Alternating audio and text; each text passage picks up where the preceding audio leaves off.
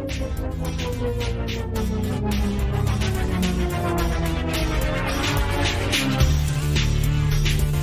Rebecca. Hello. Welcome to Hardy Party of 5.5. Welcome. Fancy meeting you here. Fancy. Okay. So today we have an awesome guest talking about one of the loves of my life, which is the Dallas Mavericks. Yes. Since 1980, since this began, I have been a Maverick fan. You have. There have been a lot of bad seasons I've sat through. Unwavering. Yes. You Die are. hard is really the word. Yeah. Because I've seen some bad basketball. That's right. But I've seen some great basketball. What's some great things you've seen? Okay, this is actually against the Mavericks. But when I think of the Mavericks, I've always been a Mavericks fan, but when Dr. J played, he was my favorite player. This is 1986, I believe. So I was like 2 years old. No, I was 16 at the time. So I get tickets. I finally get to see Dr. J in the flesh. Because he's my man crush. Oh, he's your man. If I have any man crushes, you can see the poster. He's on there's the wall a Dr. right J there. poster behind us. Yeah. Which is cool. I used to have that poster in my room, and then it kind of got lost. And Drew bought me the same poster for Christmas, not even knowing that it was the same poster. Oh, it was the same one? Yeah. I didn't know that. I know. I got a little teary-eyed about that. I am too now that I know the story. Drew, you're so sweet. Drew, great job. You're our favorite son. So in 86, I finally get to see Dr. J. My mom went with me.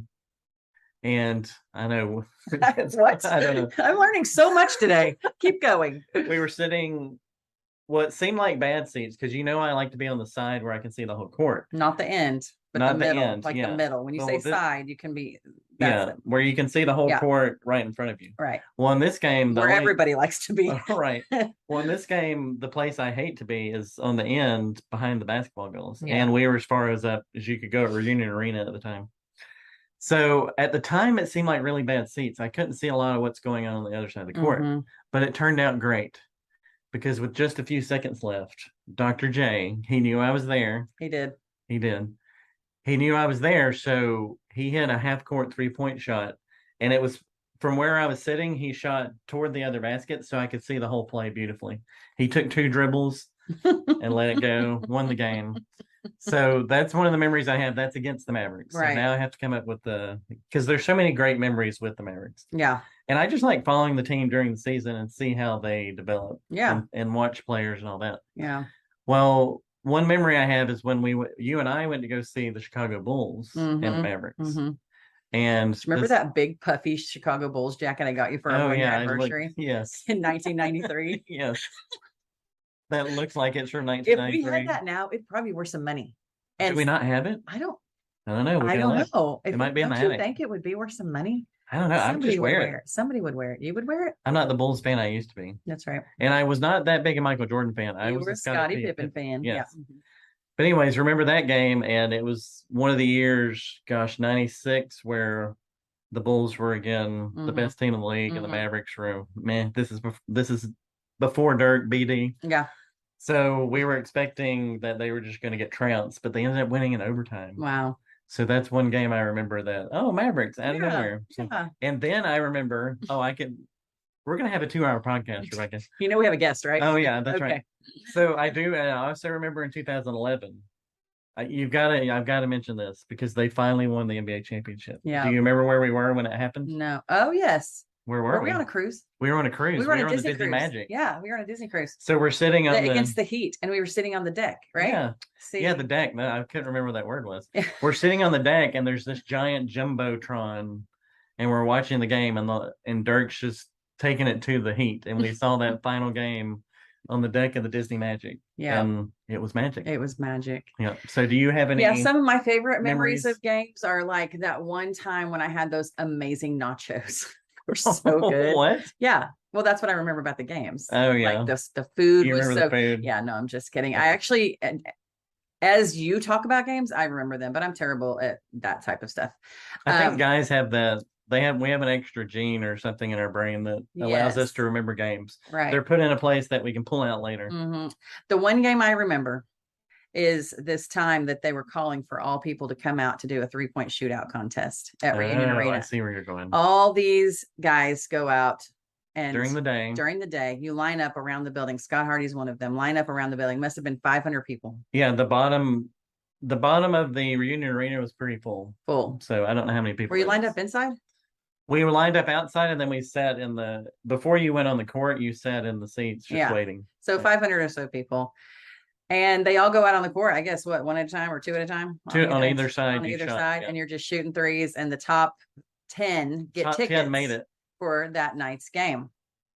Scott Hardie comes in third. I was third out of like 500. 500 people. That's my claim to fame in sports. I love watching Scott play basketball. He's so good at it. He's so smooth like butter. Oh, yeah. Okay. Yeah, it's one of my favorite. I like the scouting report.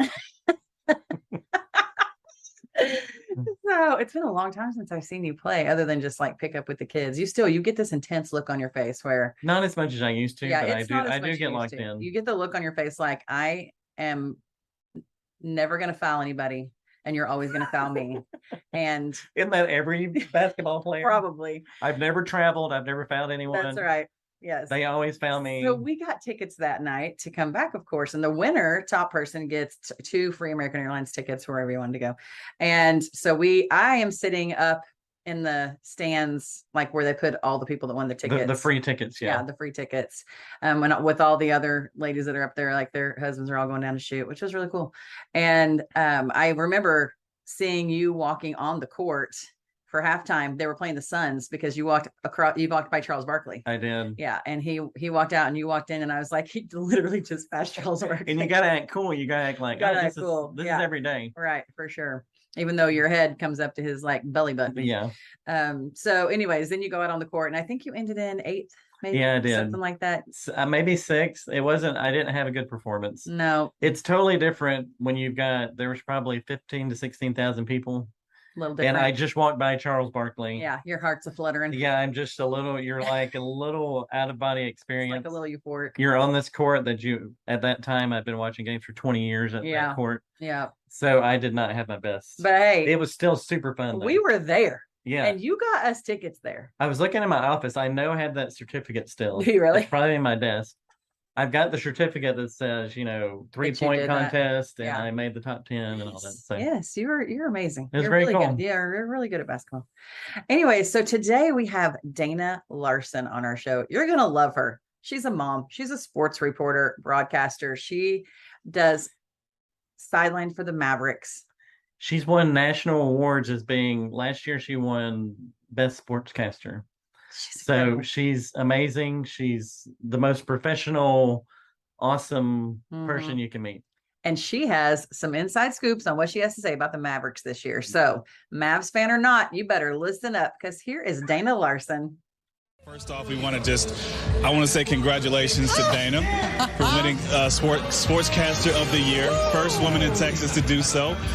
I am such an honor to share a desk with you. I've learned so much from you. You're so well deserving. So we just want to say that it's a big honor, and we're just so happy that you accomplished so much. So congratulations. Devin, thank you. We are amongst royalty right here. The National Sports Media Association, the first woman ever to win the award. Former winners Josh Bogeron from the Stars, Dale Hansen, our own Mark Followell, Brad Sham, Craig Way, Eric Nadell. Look at that. This is a surprise. We didn't want her to know we were doing this. But you are by far the anchor of our team, not the anchor like a sports anchor. You hold this all together. You're dealing with stuff behind the scenes. You know so much about the Mavs. You've made me better in my year that I've been doing this as a novice. I know that you make the show better, and I don't know what we would do, either of us, without you on the broadcast. Well deserved, and congratulations. To our fearless leader. Oh my goodness, guys. I'm going to get a little emotional here. Stop it. No, you're only as good as the people you work with. That I know. Behind the scenes and right here with me. I couldn't do it without you guys. You make me look so much better. And it's an honor, certainly. I'm truly, truly honored and humbled. And thank you guys.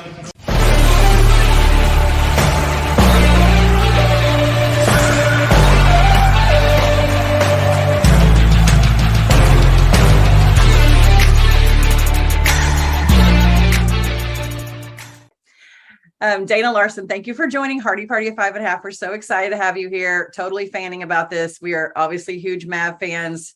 And so we just want to hear a little bit of background of how did you, growing up in Scottsdale, did you love sports growing up? Did you play sports?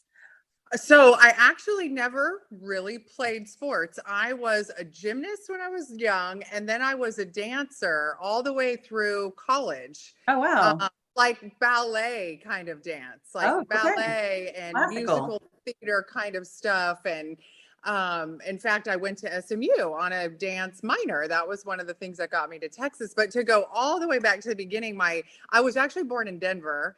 And I just was a huge Denver Broncos fan. That was during John Elway heyday. And my dad was a huge fan. I have an older brother, and I just spent a lot of time watching football with them. Yeah. And so I just became a fan. It was something to do with them. I'm sure you hear that kind of story a lot. I never really went to play sports, but I was constantly at my brother's games, constantly watching, and I've taken it in by osmosis, loved it, just was a big fan, enjoyed it. Yeah. And as things went along and I got into school and I was trying to figure out what I thought would be interesting for a career, I enjoyed writing a lot. I was really interested in journalism and I loved sports. So I started to kind of think, how could I do this? So little stuff like writing for the high school sports page, doing the sports profiles for the yearbook, things like that. And then that just that's what, ultimately I said, I think I want to do broadcast journalism. And I want to do the sports side of it if I can. So I went to SMU, got a broadcast journalism degree, minor in dance, which was cool, kind of a cool thing to see all these worlds. Yeah. Even went to New York one summer to dance to kind of see if that would do it. And that was not going to pay the bills. I figured that out very, very quickly. Yeah. I actually was this job when I first got started, to be quite honest. I started in some small markets and I started doing news. I really didn't even get into sports until I begged the news director at my first station when there was an opening to give me a chance. Let me audition, please. I was not enjoying covering the grass fires on the freeway and the city meetings. And when you're at the bottom of the barrel, don't you have to go to do the on-site stuff, right? Like stand in front of City Hall when nobody's there. Yes, all of that stuff. I didn't know what I was doing either. I mean, I was going to these meetings. I didn't know. I just was too young. I didn't have a clue what I was doing. It was more terrifying than anything else. And so luckily they were kind enough to give me a chance, and I've been in sports ever since. Wow. So that's how you got started in broadcasting in general. Yeah. So how long have you been in sports broadcasting specific? So I guess technically since 2000, really, maybe 1999, late 1999. But 2000 was when I started. I went to a station in Waco, and then I went to work in Austin. That was a great situation. Loved it there. And then I've been now with this network, which has changed owners and names over the past 20 plus years. Yeah, that's great. So just in time for the pandemic. Yeah, exactly. That was super fun. That's where we learned to Zoom. We had to figure out how to do all these things from home. When we were talking about that earlier, is one of the good things of the pandemic, if there can be something good, is we're all used to Zooms now. We wouldn't be able to do the show we do it because no one really knew what Zoom was. Right. And you probably wouldn't meet us for dinner. So, you know, that would be awkward. And I'd love to. I'd still meet you for dinner. I would. For coffee, whatever. It just makes it easier to meet. It does. So it's cool. It does, yeah. It definitely, right. I think that's the thing. The ease of it has opened up a lot of opportunities for different things. And I agree. Yeah, for sure. So tell us about your first Mavs game. Well, it's funny when I saw that on, one of your questions, I honestly cannot remember it. I have tried. They all run together. They do, I have to say. And I was probably going out and covering them more as a reporter rather than the pre and post game shows. That kind of started a few years after I came to Fox Sports at the time. And so I really don't have a big, strong, vivid memory of my first Mavs game. And I'm so sorry. I could have lied and made something up. I could have. I should have had a good story. Do you remember your first Mavs game? Oh gosh. Okay. I can't remember my first time. Point. I know. It was hard. I know they weren't very good at the time. That Oh, much yeah, I true. remember. Early on, it was tough sledding. Yeah. So for yeah, sure. let's talk about that. When a team is not good, we talked about this with Eric Nadell too. Like he comes up with stuff in the booth just to talk about Mhm. when the Rangers are bad. So when a team is bad, do you think up things you can talk about when the game's a blowout or? Oh, for sure. And You first know. of all, Eric Nadell, right? The GOAT. Oh my Oh God. yeah. He's unbelievable. And that's someone that I can't even believe that I can kind of ask the same question you do. Like, how are Yeah. you going to fill this time? Yeah. So I am lucky enough to be able to pick his brain from time to time Mhm. about stuff like that. And he is as good as it gets. And yes, I mean, we definitely know we come up with ideas. That's when that's when you're really earning your money, right? I mean, Yeah. let's be creative. Let's put our, all our ideas together. And sometimes that's when some of the most fun things have come about. I mean, we'll use some features that we have of or interview the players and ask them anything but about baseball or game, basketball, right? Yeah. Yeah. and just kind of start to get to know them more as people. Mhm. And then whenever we play stuff like that in our shows, it seems like it always leads, everybody to some fun direction. And before we know it, we filled a whole segment and we're like, okay, phew, Yeah. that was good. Nice. Because, Yeah.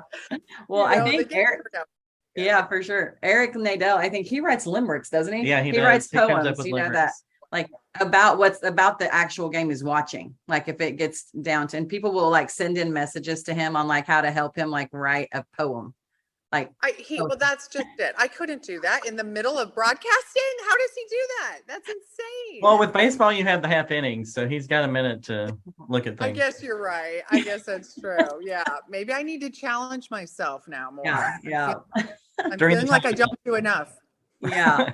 But I think it does the audience well, like us well, the spectator well, to hear personal stories of theirs. And I think that's a great place to go because we want to know like what are you having for Thanksgiving? Like Yes. give us a little bit of that. And it makes the next game more personal to us. Yes. And we find out Which then honestly, when you watch these players and they make lots of money, and if you don't know anything more about them than their salary and they're losing and they're in a bad stretch, there's no empathy for what they're going through, right? At all. And I think once you realize they are people who come home to families and lose sleep over what happened that day because they weren't good at their job or whatever, probably getting to see that side of them helps fans, rally around those tough times a little bit more. And then of course makes the good stuff like 1,000 times more satisfying, Yeah, absolutely. For sure. So you started out when they weren't very good. Then we got Dirk. So things start getting better. So Right. we suddenly like 50 games a season every year. So we have two superstars in Dallas, fortunately. We had Dirk and now we have Luka. So tell us about each of those guys and what they're really like. First of all, I cannot even, and I know everybody this is not breaking news, but Dirk is the greatest ever, like on the court and off the court. We are so lucky to have had somebody in our lives and in our town and with our teams like him, because he is literally just as genuine and funny and wonderful as you hope he would be. So to me, and then to pass the torch on to someone like Luka, like so seamlessly, this is just unbelievable. This just does not happen very often. But I think the thing that's interesting about the difference between the two of them, when Dirk came to Dallas, he was from a small town in Germany. The international player was not something that we were all super familiar with yet. There were certainly great international players in the NBA and had been for years, but there wasn't, all this information to have about them. We didn't know everything about him. He didn't play on a big time team like Luka. And Luka's been playing since he was 16 on these big teams, right? So Luka's been a pro since before he could drive. Dirk got here and was still pretty young and still pretty new to a lot of this. And we watched him grow up. I feel like I grew up with him. Yes. I feel like that was what was so cool about him. Mhm. And then he got great, and you got to learn all about his work ethic, and he got there because he was super talented, but he was always going to work his tail off. Luka is just one of those supernovas who just kind of has landed here. He's already like ready to go take on the world. He's, he's got all these people around him because he's a giant business already. And so it's just interesting to see that the difference in that. And I hope, Luka's here for 20 years too. But we had all that time to like enjoy Dirk's like evolution. Yes. We raised him. We kind of grew up with we raised him. Didn't we? No, I feel the same. I feel the same way. I was like, knew him when he was just with the bleach blonde hair and the ear piercings, and then you see him get married and have children and do all these amazing things with his foundation, and you feel so like proud, right? Right. Yeah. And Luka might still need a little parenting, right? Maybe. Maybe. And we're all here for that. That's right. We're here. That's right. Well, but there's a lot of us moms here. Yeah. Yeah, that's right. At the same time, I think on the outside looking in, we give athletes a hard time. But when you're 19 and 20 and you're in this crazy world and you're making this crazy money, I can't imagine what I would have done at 19 or 20. Oh, yeah. I know. With this kind of access to things and all that. So it's pretty amazing. Yes, we'd be right. That's why the Lord has not blessed us with that. That's right. So I think it's a testament to these two superstar guys that they've been humble and they do their work, and it's true. So I think that's cool because we can get pretty negative about it. Oh, no question. And maybe even, I don't know. I kind of want to give Dallas a little credit, like for being the right place for both of them. Where it's not a New York, it's not a LA.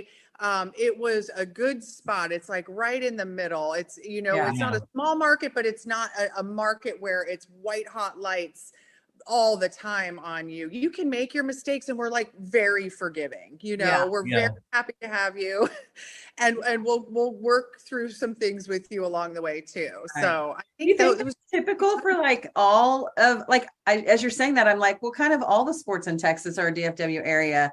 Like, I feel that way about all of them. Like, the fans around them are pretty forgiving and, going to be alongside with them. And it's not that way in other states, right? Or other places. I don't think so. Okay. Yeah. I think, I don't know. I can't speak for the Cowboys. That may be a whole different world, but no, I definitely think that. And I think that's why Dirk has stayed and didn't leave. He could have gone to another team, but I think he knew this felt right for him. Yeah. Sure. Yeah. Mm-hmm. Yeah. So the season's upon us, and we know you're super busy as it ramps up. So how do you get ready for the season? Well, so I definitely start with diving into photos. You start with family photos. Family photos are very important to get out of the way. Yes, get those out of the way. Sure. Got to get that Christmas card taken care of.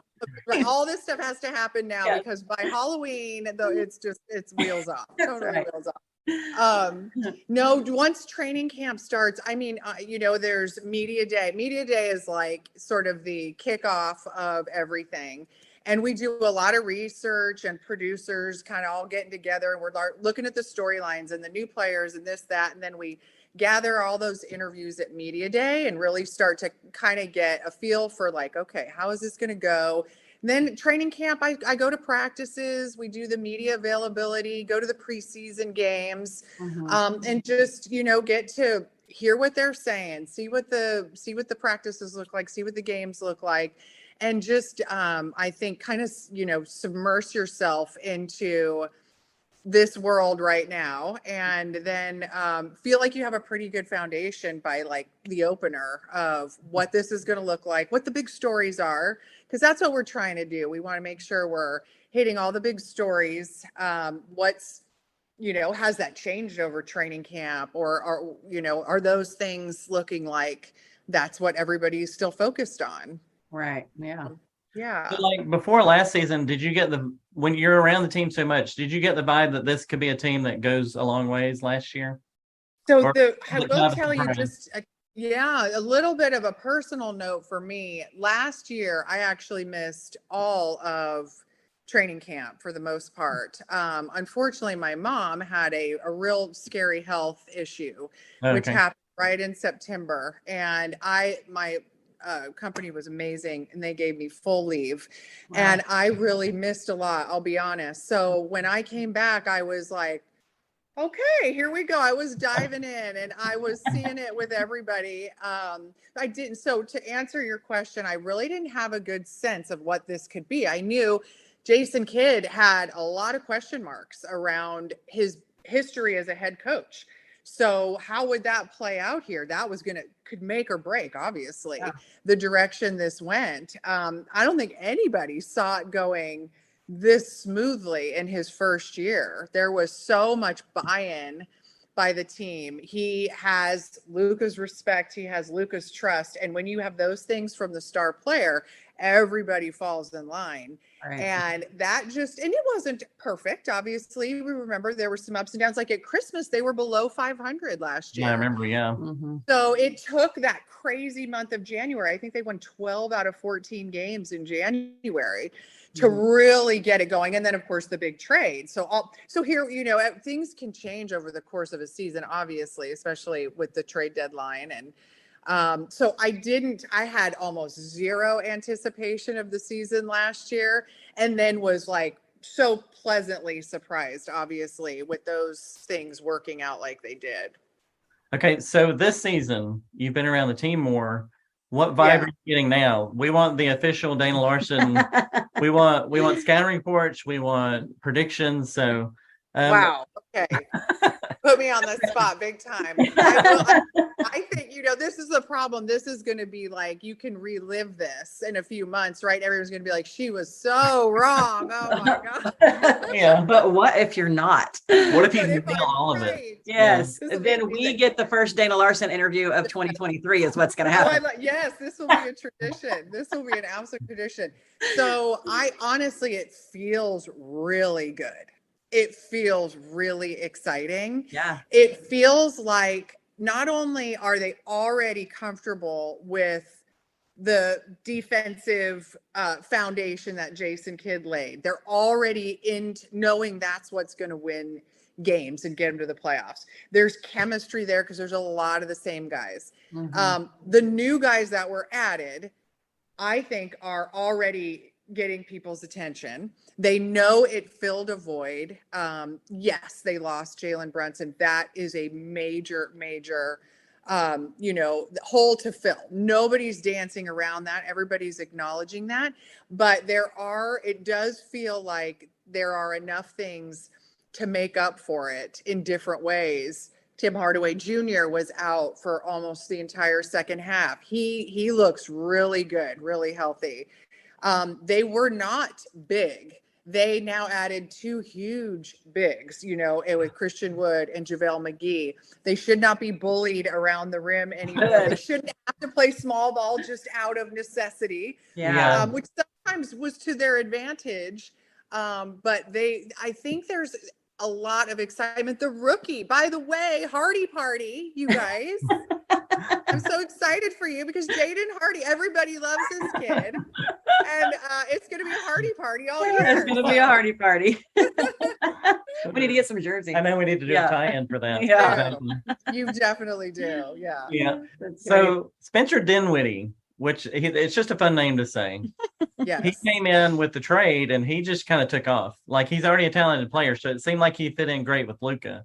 So will he be starting with Luka, or is he going to keep coming off the bench now that Jalen's? It feels like he's going to start. Yeah.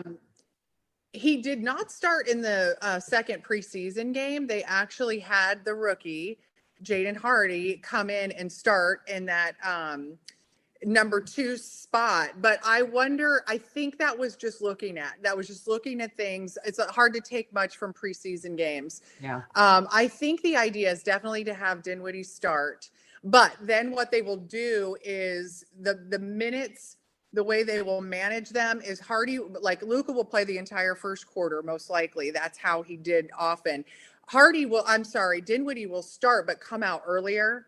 so that then they will start staggering Luka and Dinwiddie. So there'll be times together. And then there will be times when he's out there by himself. So I think that, and that could change, they may try different things and look at different things. I think Dinwiddie loves this opportunity. This is big for him, know, and I think he wants to take full advantage of it. Yeah. Okay. So tell us about Dorian Finney-Smith. He's kind of like, to me, he's like the glue of the team a lot. So what do you think about his game? Not only the glue, but I always say he's the heart and soul.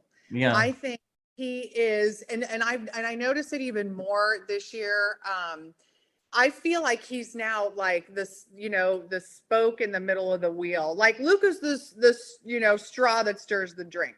But it's like without Dorian Finney-Smith, he just brings everybody together like the glue, like you said, because everybody respects how he got here. Undrafted, worked his way just to make the roster. I mean, just imagine that. He wasn't even drafted and had to work and fight just to make the roster. Now he's like a guy he's like untradeable. You don't want to lose him. He starts every night. He plays 40 plus minutes. You have to have his defense. You have to have his offense. All of that stuff we now know all about him. He became a 3-point shooter. He was not. He worked hard to add those things, to find his niche. Everybody respects that so much.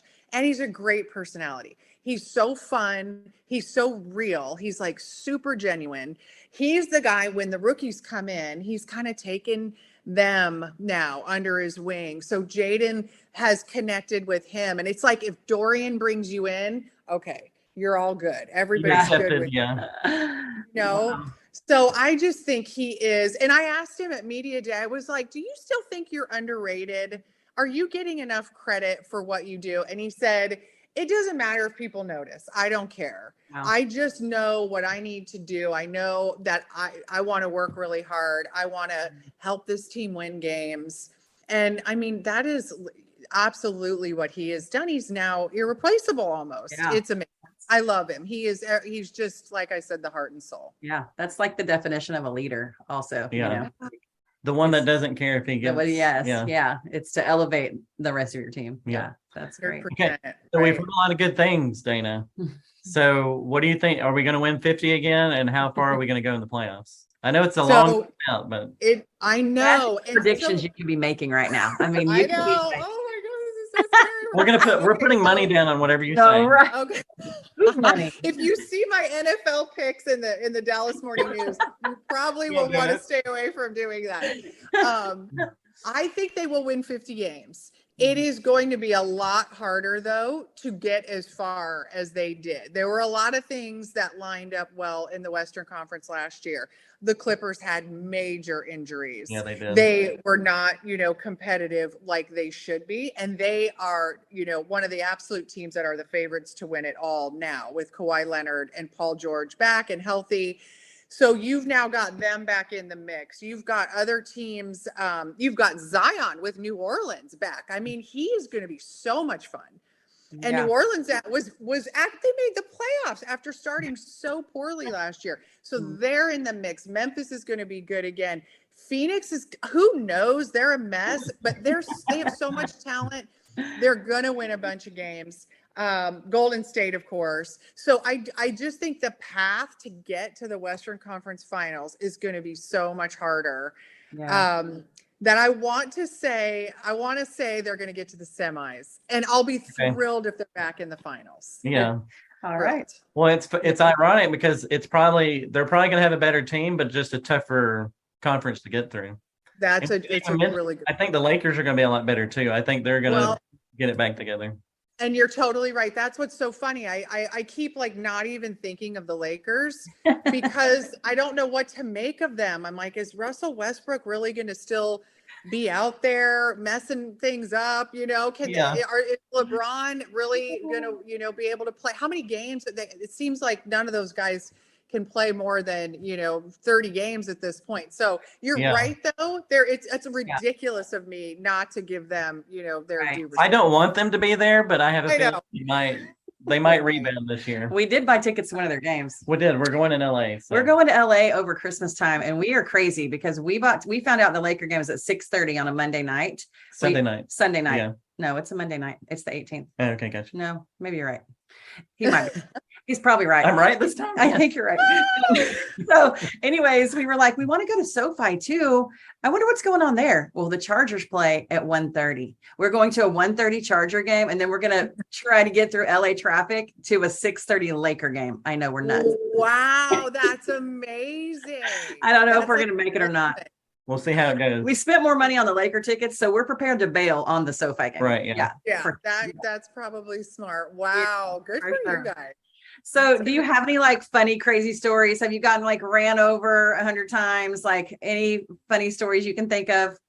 You know, just the stuff that I guess stands out that I'll probably look back on when it's all said and done are just the moments like being in a clubhouse with champagne, being sprayed, and, you know, and getting to be a part of a team traveling group, you know, going on a private jet for the first and only times I'll ever be on a private jet, you know, traveling with the team. There were just a lot of things, or just the fact that I had my two daughters over the course of basically the Rangers going to the World Series and the Mavericks in, you know, winning their NBA title. I was doing their championship parade at like 9 months pregnant, you know, and so I tell that story to my daughter all the time, you know, like every time she brings it up, you know, so just, I think getting to, have those experiences, getting to know some of them and almost be able to call some of them friends, these athletes, because or that I end up working with them and become friends with them is pretty amazing. I mean, I'll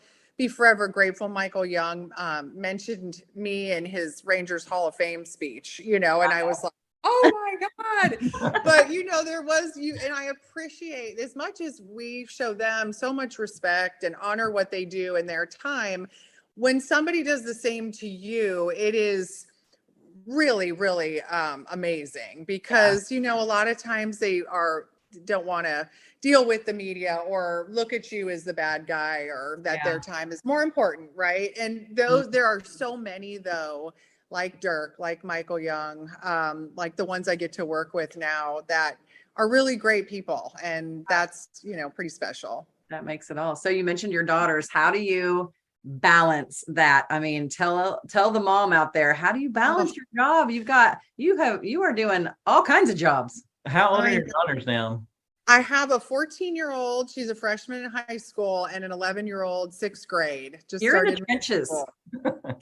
I know. And at least it's actually probably easier now. Like when they were babies, and I remember, like, Rebecca, you can probably appreciate this. I was carrying like my pack of milk for the babies on my back as I'm flying to cover the World Series in St. Louis. And I'm like, what are you doing? This is so hard. This is so hard. And it was so hard. And I was just so tired. That's why I don't think I remember anything. I just, you know, it's just all walking through gone. days. Yeah. Just a days. But I probably don't balance it, right? Like all working parents, you can only try. Right. And there's going to be times when it's way out of kilter. You're either working way too much, or you have to, or you're, you know, I've got some time away and I'm fully engrossed in the kids and I'm going, oh my God, when can I go back to work? Get me out of here. It's so much harder, you know. It is so much harder. You're right. And, you know, parenting, it's like you're in the trenches, but it's good for them to see you work so hard. It's good for them to see you succeed and fail. You know, all of these are life lessons for them too. You know, like they're learning from you as well. So that's true. Yeah. I think once they got old enough, that's when I felt better about having been gone or being gone for work, was when one of them, or any one of or two of them, could say to me like, oh, it's okay, Mom. That's all right. Go to work. We understand. That's cool. You're going to have fun. Tell us about it later. And you're like, Okay. That's Instead right. of them holding on to your leg, Yeah. crying. Right. Oh, no. Yeah. Mom, here's your gold star. Go to work. It's good.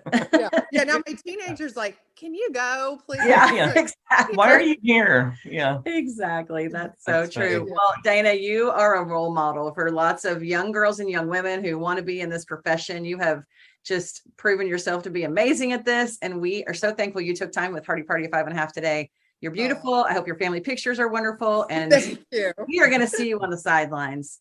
Okay, good. Come say hi. I'd love Oh, to see we you. will. That would I'd be love so to see great. Thanks so much, Dana. Thank you so much. Thanks for having me. I really enjoyed it. Bye, guys. Okay, Rebecca, according to Dana, it's playoff time again. So apparently it's time to go play some bets. That's right. We're putting all our Who's money our- down. Who's our bookie? Is that what they're called? I don't know if they're called bookies anymore. I think you can just go online on your phone and do it now. You don't have to Okay. go to So your the back of phone a is your bar. bookie. Yes. We're putting all our savings on everything that Dana just said. No pressure, Dana. No pressure. It's gonna be fine. But She's I'm never going to talk to us again. well, if it all works out, she'll be like block. right. So just getting to talk about the Mavericks, and it's just so exciting. Yeah. That's the way I am with local teams, my local teams. If they can just be competitive, like the Rangers this year, just be competitive and I'm good. Yeah. Like I enjoy going to the games, but just show me something. You don't ask for a lot. No. So I'm excited that we're looking at the Mavericks going to the playoffs again because I remember going back to the Wayback Machine again, going to Reunion Arena. I went to a Portland Trailblazer Maverick playoff game, and it was I got to sit on the side this time so I could see the whole court. But it was the most amazing experience because even though American Airlines Center can be great, Reunion Arena was just it was smaller. People were closer together. It was louder. Yeah. And I remember just how crazy it was a cool sports experience. And the Mavericks won that game. I think they ended up losing that series. But it was I just remember the rowdy fans and how exciting it was. So I just love that. Like even baseball playoffs, even though the Rangers aren't in it again, I get excited about the playoffs because that's when every inning and every quarter and every shot matters. Yeah. Yeah. That's so fun. Yeah. Well, we've got to go get Maverick tickets because Dana told us to come say hi. That's right. We got to go see her. That's right. This is the last little bit of money we have before we put everything on the Mavericks this year. Spending it on 2 Maverick tickets. Yeah. And then we're placing our bets. Then we got to wait until June or July to see what happens. That's right. She's either going to be brilliant or we're going to be poor. Is it considered a short-term or long-term investment if it's 8 or 9 months? That's probably short term. Okay. So we have a short-term investment going. Well, we hope you enjoyed this interview with Dana Larson. Isn't she the sweetest? Don't you She's just want to awesome. have dinner with her? Exactly. She's amazing. We loved it. We loved all the insight. We're not really going to spend all our money on bets, right? Well, we'll talk about that off air. Okay. Good to know. When's the last time you heard me betting anything? Never. Yeah, I don't really do You that. don't do that. No. So I feel like we're safe. Dana, Dana, you're safe. So we hope you enjoyed this little peek into the Maverick season with Dana Larson, Hardy Party of 5.5, over and out. We'll see you next time.